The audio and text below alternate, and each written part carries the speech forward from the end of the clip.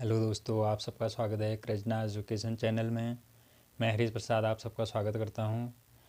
आज हम पढ़ेंगे उत्तराखंड के इतिहास के क्रम में कत्यूरी या कार्तिकेयपुर राजवंश का। आज हम इस वंश के बारे में जानेंगे।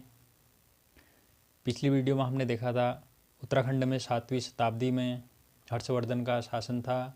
हर्षवर्धन की मृत्यु के पश्चात उत्तराखंड में एक नए वंश का जन्म हुआ जिसे हम जानते हैं कार्तिकेयपुर या कत्यूरी वंश के नाम से।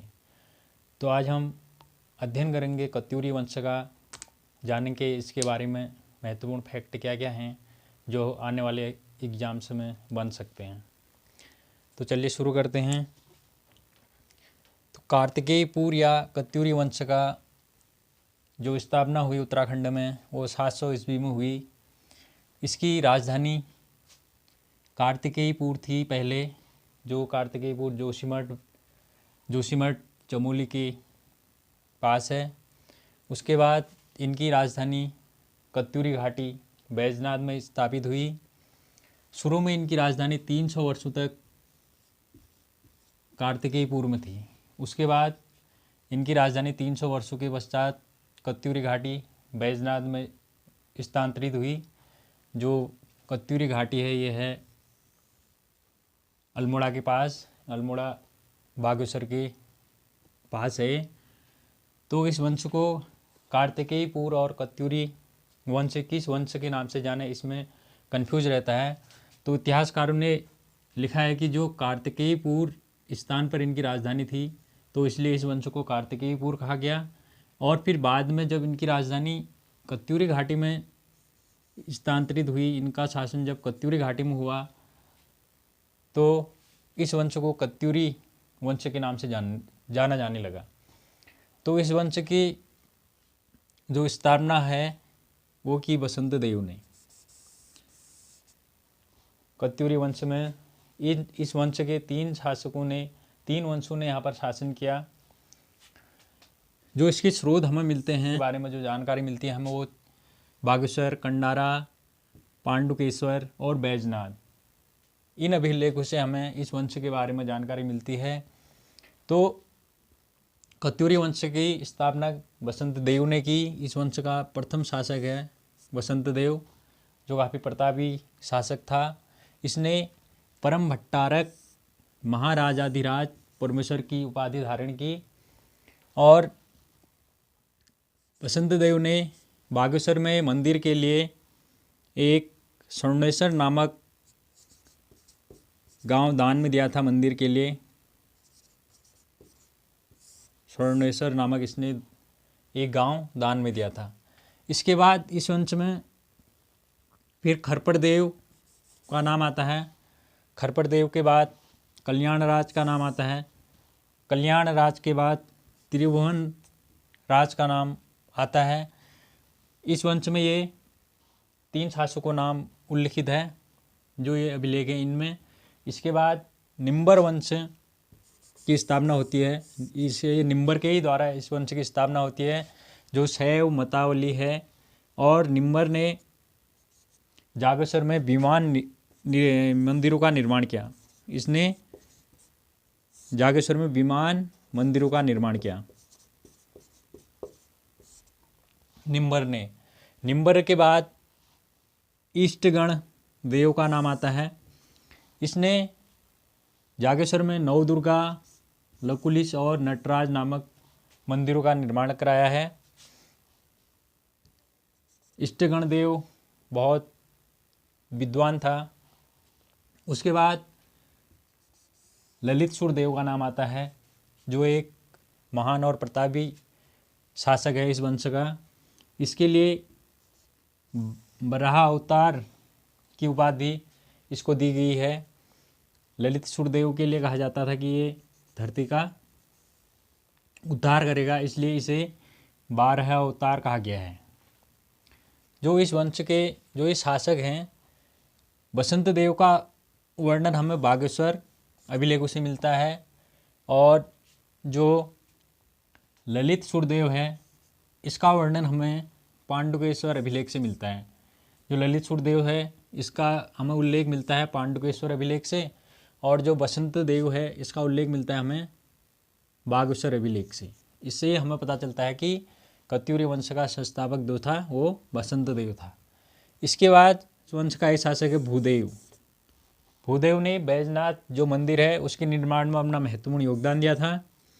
उसके बाद फिर सलोड़ादित्य वंश की स्थापना हुई।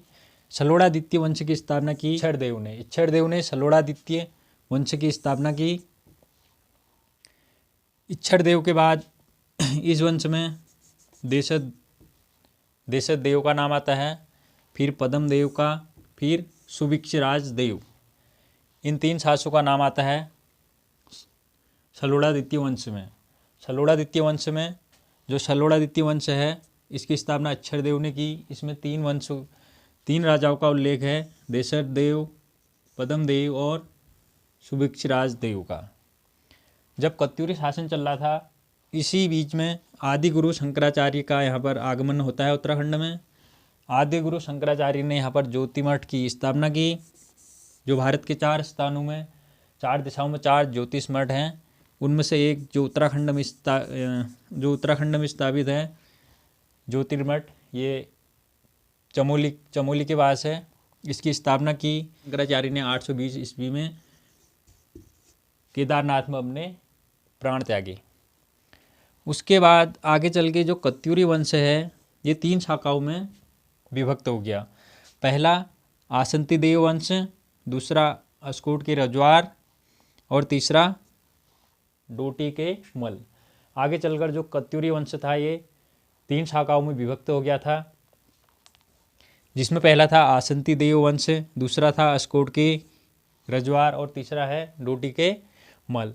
जो इसमें पहला था आसंती देव वंश की स्थापना आसंती देव ने की, जिसने राजधानी जोशीमठ से रणचूड़ाकोट स्थापित की। तो ये क्वेश्चन आपका बन सकता है, किस कत्यूरी शासक ने जोशीमठ से राजधानी रणचूड़ाकोट स्थापित की? तो आपका आंसर आएगा आसंती देव ने राजधानी जोशीमठ से रणचूड़ाकोट की। और कत्यूरी वंश का जो अंतिम शासक है वो है ब्रह्मदेव कत्यूरी वंश का अंतिम शासक है। इसी क्रम में 1398 में तैमूलंग द्वारा हरिद्वार पर आक्रमण किया गया। तैमूलंग ने जब हरिद्वार में आक्रमण किया तो इस आक्रमण में ब्रह्मदेव की हत्या हो जाती है। इसी के साथ कत्यूरी वंश का समापन हो जाता है। इसमें जो बीच में जो घटनाएं घटी उसमें 1191 में नेपाल के राजा अशोक चल ने आक्रमण किया। 1191 में जो नेपाली राजा अशोक चल था उसने कत्यूरी वंश पर आक्रमण किया था और कुछ पहाड़ी क्षेत्रों को इसने जीत लिया था। उसके बाद 1223 में भी नेपाली राजा कांचल देव ने आक्रमण किया और उत्तराखंड का कुछ हिस्सों पर इसने भी विजय प्राप्त की। इसके बाद इससे जुड़ी कुछ और जानकारियाँ, तो जो कार्तिकेयपुर राजवंश था इसकी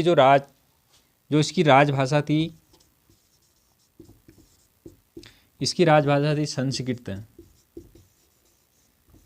इस वंश की राजभाषा संस्कृत थी और जो लोक भाषा थी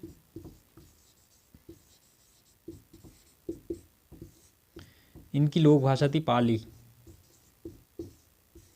वंश से संबंधित हमें 8 अभिलेख मिलते हैं। इन 8 अभिलेखों में 14 राजाओं का नाम अंकित है। तो कत्यूरी वंश से संबंधित 8 अभिलेख मिलते हैं। 8 अभिलेखों में 14 राजाओं का नाम अंकित है। और कत्यूरी वंश को स्थापत्य कला का स्वर्णकाल कहा जाता है। स्थापत्य कला का स्वर्णकाल।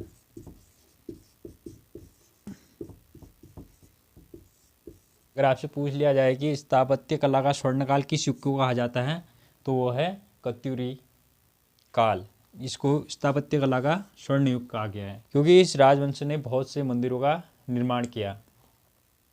उसके बाद एटकिंसन ने सबसे पहले कत्यूरी शब्द का प्रयोग किया है। एटकिंसन ने सबसे पहले कत्यूरी शब्द का प्रयोग किया है। तो अगर क्वेश्चन बनता है तो कत्यूरी सबसे पहले किसने कहा, तो किसने कत्यूरी शब्द का सबसे पहले किसने प्रयोग किया, तो आपका आंसर आएगा एटकिंसन। और बीडी पांडे ने, बद्रीदत्त पांडे जी ने इस वंश को सूर्यवंशी कहा है।